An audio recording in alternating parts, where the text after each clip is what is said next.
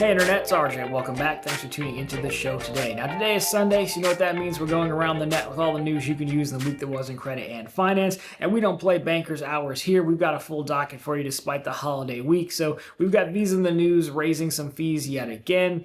We have BILT trying to let you actually buy a house with a credit card for a change. We have Clear trying to get you through the airport faster, and a few other travel topics and cliff notes at the end of this, including an interesting experience I had canceling an American Express card that was fully automated. We'll talk about that at the end. So of course, if that sounds interesting to you, go ahead, press the subscribe button, and let's get to work.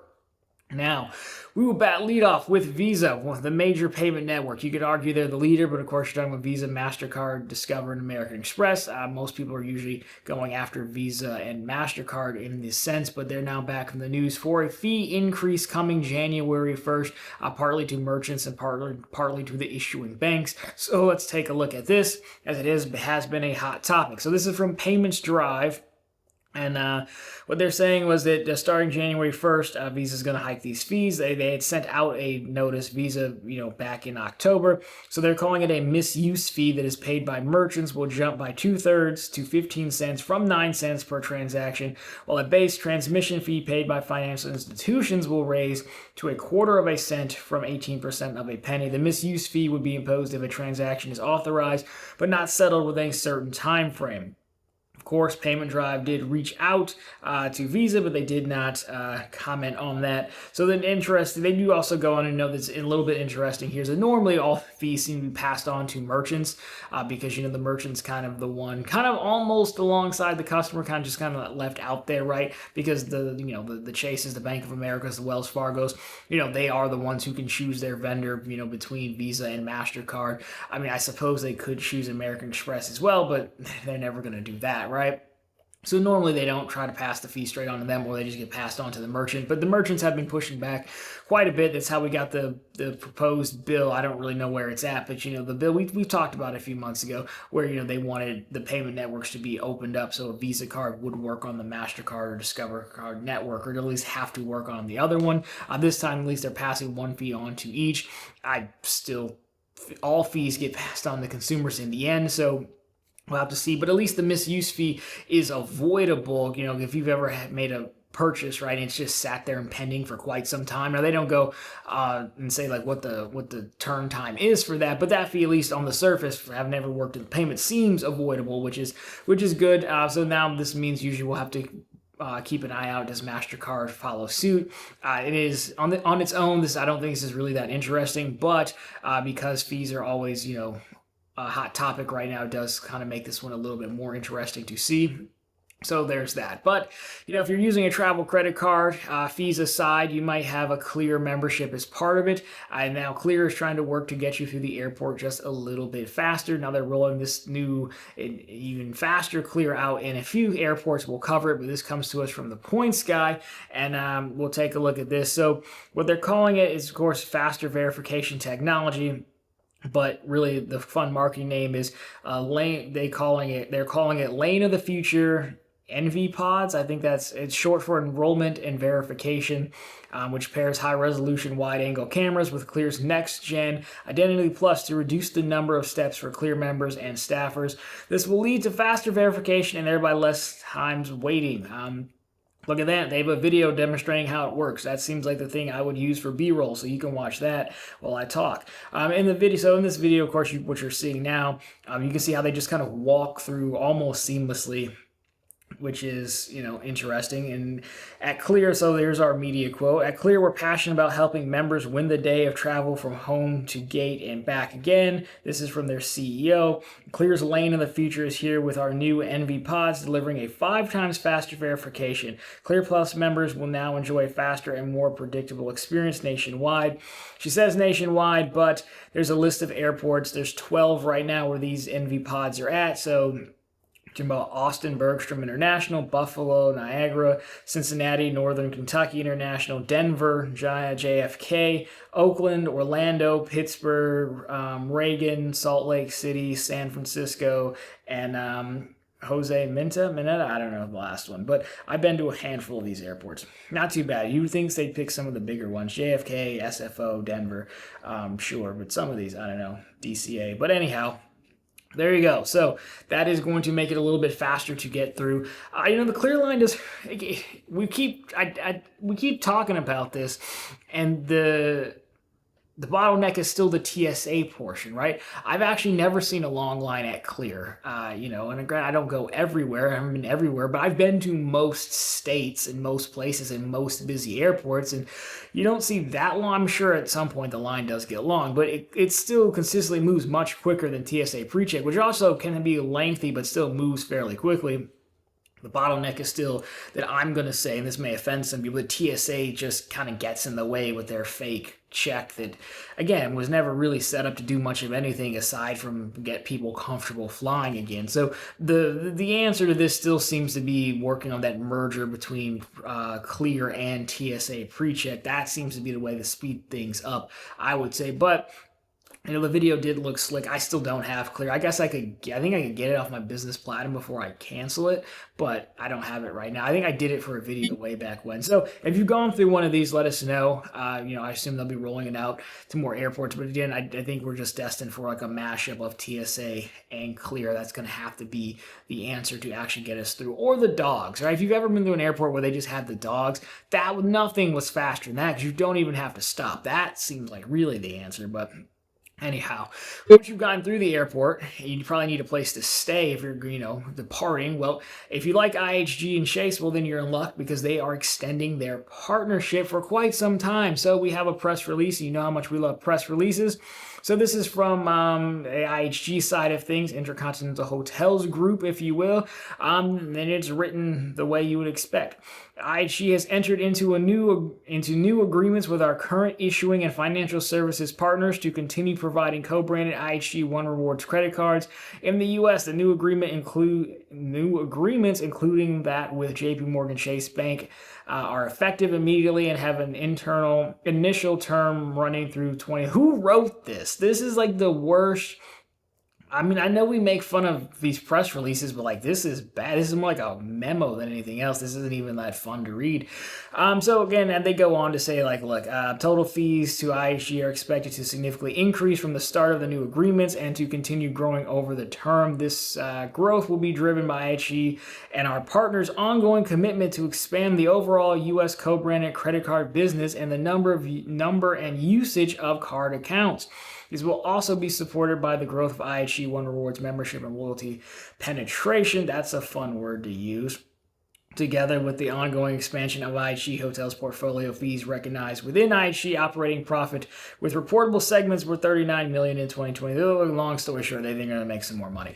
I remember one guy, I used to work with a guy, and like he was in charge of this InfoSec project, and it was like, well, penetration testing, and like we laughed at him every single time he had to give an update on it. So to throw that word in there, that's just a weirdly written press release. But anyhow, we do remember a while back IHG wasn't super thrilled with their deal with Chase, I don't think, so they've seemed to have worked something out. And I don't think they're ever going to go anywhere. I think they were just looking at the other hotel chains, being Hilton and Marriott, and they were getting better deals than IHG was, or they were able to capitalize more on their deals than IHG was. I do think there's one telling piece in this super dry and bland memo, is that they're going to try to have Chase not only expand cards. I don't think that necessarily, they could make a few more cards. There's not nearly as many IHG cards as there are. Like Marriott has like 5 tiers, Hilton is like 5 tiers, so you could see a card or two more. They did just refresh them a while back, but they said expand usage, and really that's the thing that all these travel cards get hung up on, is usage, because as you guys well know, you get these cards and you just desk drawer them, right? You use them for the reward night or the special redemption or something like that, and then you don't really use them again. And that's the thing that travel cards have been trying to combat against, right? But, it becomes this tug of war. Like, okay, if we want us to use it, well, then give us better multipliers. But they never want to do that. They still want you to use them, and they've implemented things like, hey, if you want to, this is an airline thing, right? But if you want to check the bag, then you've got to actually put the flight on the card. You can't just have the card check the bag for free. We just saw a while back with American Express saying, hey, if you want, it was Chase, it was the Sapphire Reserve, if you want, the full travel protection, then you got to book the full thing either on the card or using Ultimate Reward points. So All that to say, that's what I pull out of it, because when I think about their strategy of like, hey, I'm IHG, I re-upped with you to 2036, but I want more money out of this. Well, it's based off of usage and getting more people in there. So I do think we're going to see a shift towards that. Like, how can I make people use these more and make my benefits dependent on how much you use them, right? Meaning like you don't get like the airlines do, like we just did, for example, which is annoying, but I don't think it's unfair, if that makes sense. But that's just a guess. I don't, yeah, going off of them, they didn't give you really much to go off of in this dry press release, but I think that's what I'm going to. So if you like IHG, which does have a cult following, let us know down below what you want to see from this. But if you're looking for a credit card to use and earn potentially a lot of points on a high dollar purchase, well then BILT Rewards has the thing for you. BILT Rewards has announced that you will soon be able to buy a portion of a home with their credit card. Now, it's not as straightforward as you think, but we don't necessarily know how much of a gimmick it is yet. So here's another press release. Let's see BILT did a better job with their press release. So, of course, the example they give in the press release here is, if you were buying a $400,000 home, it would net you about 200,000 points, which, again, half a point per dollar spent, basically is what we're looking at. You do have to use their realtor, XP Realty, so we don't really know how it's going to work. It's one of those things you kind of need more detail on, because, again, BILT is its own platform as well as credit cards. So just having a BILT account means you'd probably be able to accrue points, but you got to use their own agent. Generally, agents sometimes have their own title company they like using, for example. Who's actually the lender on this? Does it work with any lender? And you just show BILT a purchase agreement through their realtor, and that's how you get the points. If so, that might not be too bad. Again, you just have to see what the realtor fees are going to break down to. But again, if you're buying it, a lot of times these agent fees have been kind of in the news a lot. We're decoupling where, the person selling used to pay the full 6%. It's not the case anymore. So depending on what you work out, this might not be terrible. It really just depends on how the agent fees break out and the other finer details. I'm sure someone will make a full video on it, and that would be great to see. But overall, not too bad seeing them trying to take this on. Again, getting some points where before you could get none. This is kind of what I wanted the Rocket Mortgage card to be way back when we covered that one. I do like, they're at least taking it on. That is kind of like the final frontier of credit cards that we at least for right now. So I do like it. So I just can't wait for someone to make a full video start to finish about it, see what happens. So there is that for BILT Rewards. Now, if you're earning a lot of points, just be sure to use them or keep your card active, especially if you're a U.S. Bank card holder, because U.S. Bank has some new credit card points rules. We'll put it on screen for you. They've been sending out these notices. I got a few of them myself. So if you want to direct your attention all the way to the bottom, the following rewards program updates will take effect April 14th of 2025. Reward expiration changes. Points will not expire as long as you keep your account active. To keep your account active, simply make a purchase, maintain a balance, or redeem rewards points. Points will expire if there is no activity for 12 consecutive billing cycles. I don't know. My thing, points should never expire. I think this is another one of those they're going around and trying to figure out how I can clean up things because of the Smartly deal. Like, we've seen them go through a lot of reform and try to clean up because of Smartly. The thing with U.S. Bank wise is important is because they do have weird redemption minimums. Like, I've had U.S. Bank cards sit out there for a while with some points, my triple cash, for example. And then we did a whole video on like shopping with points. Like, the easiest way to actually get done with those balances is go like shop through points with Amazon or PayPal. I know we have a video on that. So be careful of that. I don't think this is a big deal, but it is kind of minor leagues to have points expire. None of the big boys have points expire, so I don't care for it. But I think that's what they're doing. They're going through and they're trying to say, how can we shore up our defenses against this Smartly 4% thing, right? That's kind of what I think they're doing. So anyhow, that is our U.S. Bank. Now we're going to go to some quick hit news here. So staying on the U.S. Bank, last week we did say there were some data points on the altitude reserve, you being able to product change into that. That looks like that was a fluke, and that is no longer available for product change. That is according to our friendly neighborhood U.S. banker. I hope you got in while the getting was good, because that is not available. The Smartly cards are officially coming out now. I did get mine in the mail. Some folks asked, like, hey, why don't you do an unboxing video?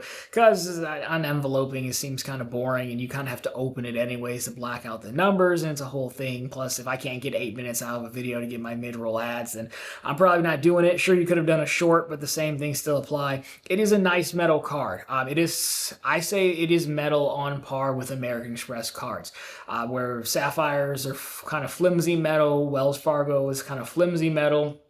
This card is on par. I do think the Amex Gold and Platinums are a touch thicker, a touch more solid, but this is not far off by any means.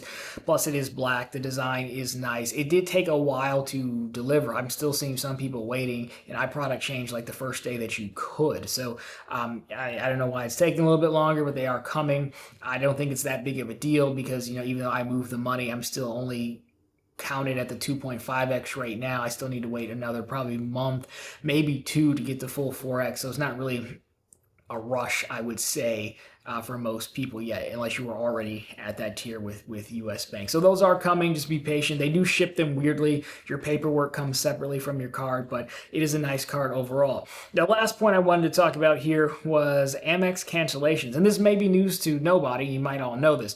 So I did my business gold card, came up for renewal, and I was more than happy to cancel it. I got it for the last intro offer a year ago, as time would suggest. Came up, so I find it easier to phone them up. In the back of my head, I was like, maybe they give me a retention offer, but honestly, I don't want one. I hate those cards, and I just want to be done with them. But if they gave me a retention offer, I'd have to consider it because money. So I was interested. I phoned them up, number on the back of the card, and you can actually cancel your whole card now fully automated. I didn't talk to a single person. You just say cancel, put in some information, and it canceled the card immediately. Refunded the annual fee the next day. I was surprised, honestly. I think if you wanted to talk to a person, you probably could have gotten to a person, no problem. Again, I didn't really want a retention offer personally. I hate that card so much. I haven't even used the coupons. Once I hit the intro offer, I stopped using it. I don't even bother with the coupons. I know some people give me a hard time for it, but I just really don't care for the coupons myself. But if you like it, great. I just found it funny because it's kind of like they're so far over us that they will let you cancel automatically now. I can't think of another bank, and I do 50 plus accounts a year, bank account wise, many credit cards. I don't cancel near as many credit cards, but in my time doing this game, I can't remember one time where you could cancel without talking to a person. Normally the rule is you have to talk to a person so they can read you the riot act. Now they did it automate, read it to you, of course, but I just thought it was very telling that, maybe American Express is just that sick of us. And it's like, no, we're not even playing the retention offer game. Just if you want to cancel it, just go away then. So it didn't hurt me at all. I just did find that to be of interest that you can do that now. So let me know if that's a new thing or I'm just figuring out for the first time. I've got just the business platinum left, and that should be done in January. Then I'm done with my Amex cards, and until I have to eventually chase the no lifetime language offers, which I'm sure will happen at some point, but just let me enjoy being free for now. Anyhow, that has been the news for this week. So of course, if you liked it, drop me a thumbs up down below if you found it particularly interesting. Consider subscribing to the channel. So we're posting content just like this every single week. And of course, right back here every Sunday with all the news you can use in the week that was in credit and finance. And of course, every single day over on ProfitableContent.com, which is the channel's blog. It's always linked down below for you and on the channel homepage. We not only post the latest news stories just like this, we have plenty more bank promotions. Of course, we have credit card offers. Even the business gold one, you can get it in white if you want.